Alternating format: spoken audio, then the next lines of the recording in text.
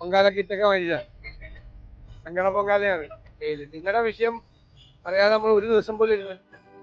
യഥാർത്ഥത്തിൽ ഇത് കണ്ണീരിന്റെ പൊങ്കാലയാണ് ശരിക്കും അവരിടുന്നത്.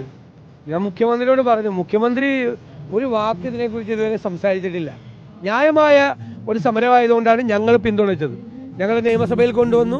എല്ലാ ദിവസവും ഞങ്ങൾ നിയമസഭയിൽ സംസാരിക്കുന്നുണ്ട്. ഞാൻ മുഖ്യമന്ത്രിയോട് നേരിട്ട് സംസാരിച്ചു.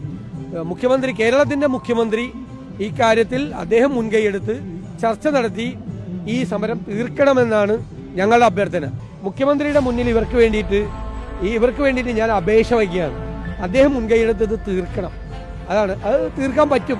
അപ്പോൾ ഇവർ നടത്തിയ സമരം കൊണ്ട് രാജ്യവ്യാപകമായ ആശാവർക്കർമാരുടെ, കാരണം കേന്ദ്ര ഗവൺമെന്റ് ഇൻസെന്റീവ് വർദ്ധിപ്പിക്കുമ്പോൾ രാജ്യവ്യാപകമായ ആശാവർക്കർമാർക്ക് അതിന്റെ ഗുണം, അതിന്റെ ക്രെഡിറ്റ് കൂടി ഇവർക്ക് കിട്ടും.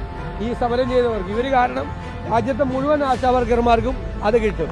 അത് യാഥാർത്ഥ്യമാക്കാൻ മുൻകൈയെടുത്തത് കേരളത്തിൽ നിന്നുള്ള നമ്മുടെ എംപിമാരാണ്. അപ്പോൾ അവരെ ഞാൻ അക്കാര്യത്തിൽ പ്രത്യേകമായി അഭിനന്ദിക്കുന്നു. അതിന്റെ അവസാനം വരെ കൂടെ നിൽക്കും. ഇത് നേടിയെടുക്കുന്നത് വരെ അവരുടെ കൂടെ നിൽക്കും. അതൊരു ന്യായമായ കാര്യമാണ്.